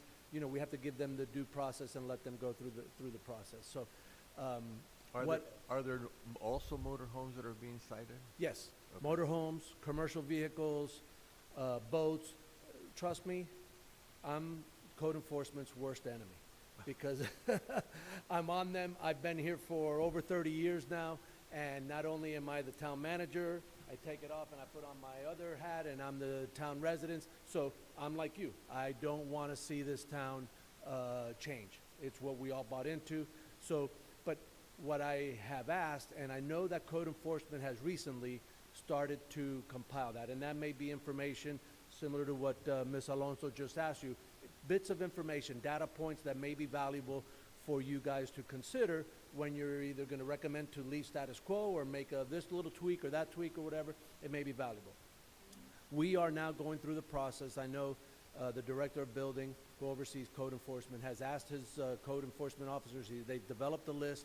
I don't know what the number is, but the original number, which I think is 80-something of the original registered boats, to go out, try and see if the boat's still there, try and see if the same property owner that registered a boat is still there, so we can start whittling that down and say, is that boat that he registered 10 years ago, 15 years ago, that has the FL numbers, that has the size, you could tell, is that the same boat that's still there? We're trying to do that so we can kind of bring it up to August of 2022 and say, okay, take the snapshot today, this is what we have, properly registered boats, and then give you a number and say, okay, there's 20 left, or 50 left, or whatever the number is, so you have at least a starting point, so you know where we are.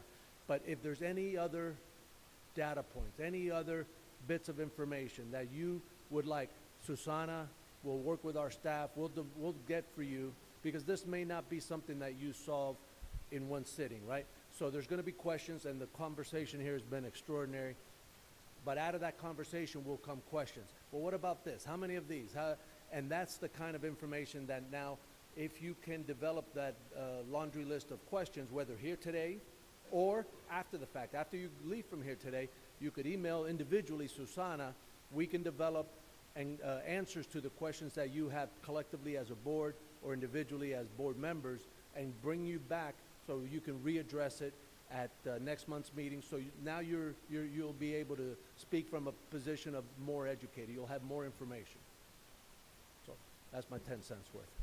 Thanks.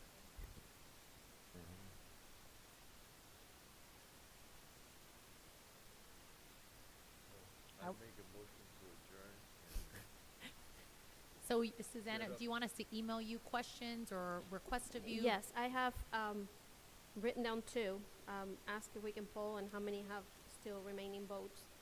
If you have any other than these two questions, and we would add a little item into the agenda next time to have another discussion, an open discussion like this one, Perfect. until we come up with something.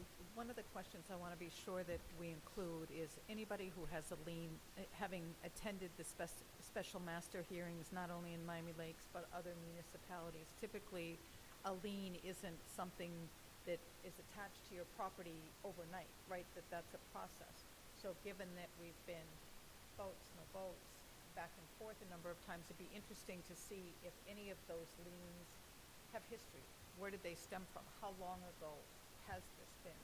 And I'd also like to know, is there a way to do public service announcements? We use our social media platforms for many things. I think better educating our residents, not only on boats, but on RVs, on commercial vehicles.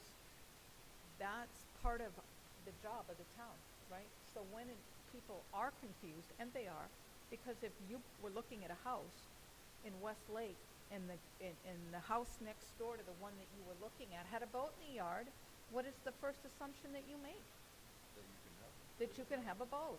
And if the boats are everywhere, that's what you think. Now, as a professional, we have a job to do to educate as well, but the town has a job to educate in addition to what has already been done. I'm not saying we haven't done that, but I think it's super important that people know what's okay and what isn't.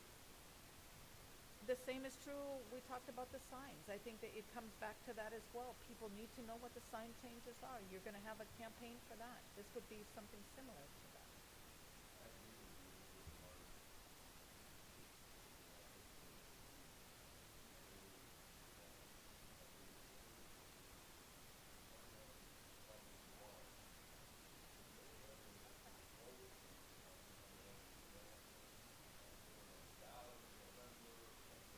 Yeah, I should have, the November ballot, we've already gone past the deadline to put something on there. I know that because we're putting on the Parks bond question on there, and we've already gotten to the deadline and it's already passed. But what I would caution is, and I know that sometimes you can get a feel for it through a social media, you know, these surveys and everything. I would caution against using unscientific results to make a policy change.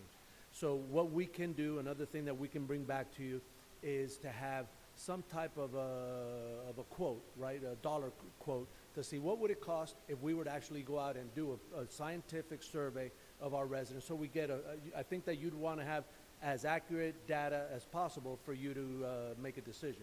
You want to be as educated on what the residents feel as possible. So we'll go back, Susana, if you can not jot that down, because I'll forget by tomorrow, please. And then we'll come back at your next meeting and we'll say, okay, it's going to cost $3,000, $5,000, $10,000, something, so at least you can make it, you have a basis, you can recommend that to the council and say, we recommend you go out and do a scientific data. This is a big enough thing that we recommend that we do a scientific poll that will give us true, within a certain margin of error, a true indication of what the residents really feel about this issue. So, and if I can ask you, the last time the residents were polled, there have been a couple of surveys and things that were done with the town residents. Were recreational vehicles, boats, motorhomes, were any of those items included in any of those? I don't know, because surveys or polls? some of those surveys were done before I started with the town. So it's longer ago. Yeah, than- and you got to be careful with doing things like you're mailing things out, because sometimes this, especially an issue like this, sometimes people either they have a really strong feeling for or a really strong feeling against, and then you have a whole lot of people in the middle that just don't send, Right. you know, an envelope back or what have you. So Right. a scientific will do a random sampling.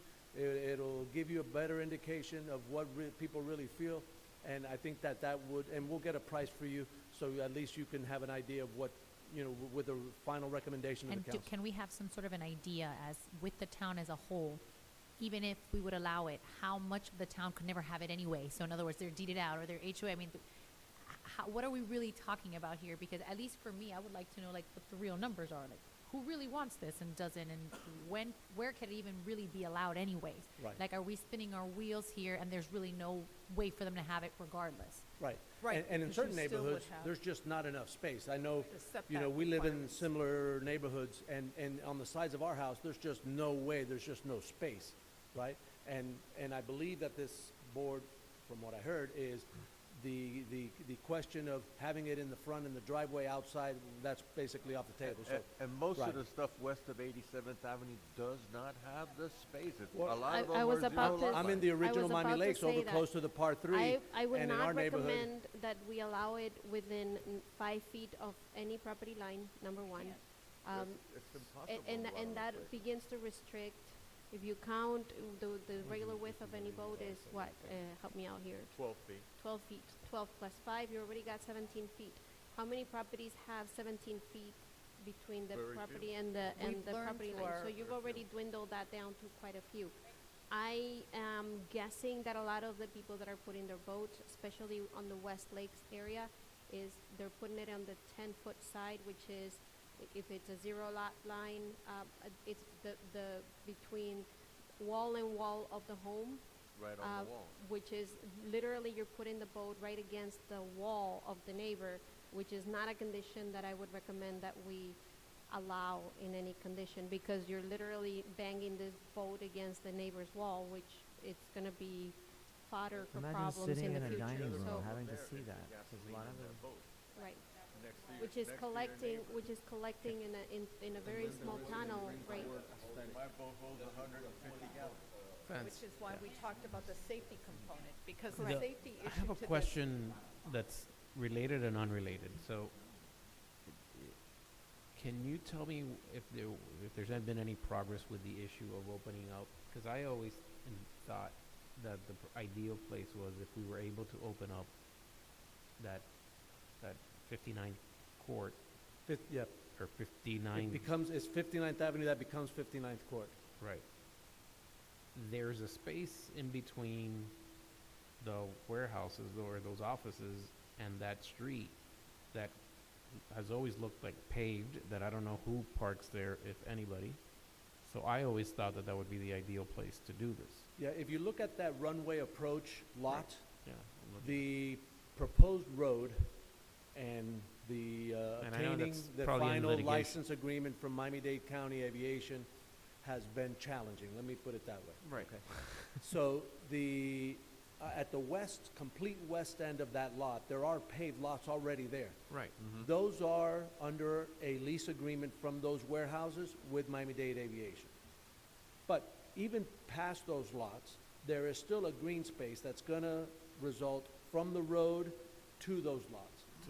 And once we get the license agreement signed, sealed, and delivered for the rights to the roadway, to be able to build the roadway, we're gonna entertain and speak to them about possibly, even if they run it.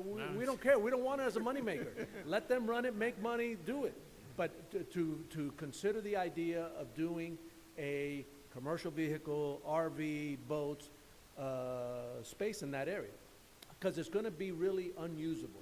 Right. Because it's gonna be a green And space you're not there. building anything, so we It's don't have to worry probably about the plane. last, I don't know, maybe 10 to 15% of the runway approach, that whole green space there. Probably the last 10 to 15% that will end up west of the road, but east of the existing paved lots. And I don't believe there's gonna be a usefulness to them. And, but we're not gonna muddy the waters. Once we get the license agreement for the roadway, then we'll talk to them about whether they can do it, we can do it together, we'll do it, whatever they think may work. What is the expectation on that? Is there any end date for that? I can tell you, I've been here now almost 4 years, and for 4 years, we've been talking about the license agreement with aviation for the roadway. But I think And- that no, and the other there have issue been a is the lot of eminent things that, whether bridges or what have you, that have been That kind have of, taken our time away you from know, that? eroding the relationship. I think that once we get this license agreement, then the snowball will get bigger and faster and run down the hill. Can So we I'm also hoping get that an maybe update we'll on be able that? to. Can we have an update brought back on where we are with that, if there's Yes. been any additional We'll bring that progress? back at the next meeting, so you have an idea, and we'll brainstorm and see if there's other, we'll come back with 2 or 3 other options if they exist. We'll look at the entire town and give you some ideas and do a little due diligence and research and tell you some other potential lots that may be used for boat use storage yard. Has And- the aviation department put any, or given any reason why they wouldn't allow the boats there in the approach area? The discussion happened early on, even before I started as town Right. manager, and then it kind of went away. And in the initial discussions, the town was under the impression that aviation was actually going to give us an easement and actually maybe even transfer the property to us. All that went out the window, and now the best we're going to get from them is a license agreement. Okay. A revocable license agreement, but it's a 50-year agreement, so we're going to, So it's like a joint use agreement. Yeah. One other just quick thought, if I can. I think that in the spirit of, hopefully we're sending back a message with the discussion. We took this, dug into this. We're going to keep digging into this. I think it's important that we recognize that we weren't put off by, it's a task, right? So we need to continue with it. There's options, potentially options. And if there aren't any that are viable, then at least we have vetted it, we have looked at it, that we didn't just say it's this way or no way. And I'm appreciative always of the opportunity to serve with each of you, because we don't always agree on every single thing, but I love your ideas and your ability to step up to the plate when it isn't always easy to do that. Thank you. I agree. Thank you for that. And I guess on that And by note, the way, it would be the a director's benefit to report. me to allow the boats in the yard. Yeah. It would be a Behind the benefit. fence or Yeah. something. So, Do we have a director's report, Susanna? Not today. So then I guess we'll get Susanna any questions we have. We'll get more information, and the meeting is adjourned.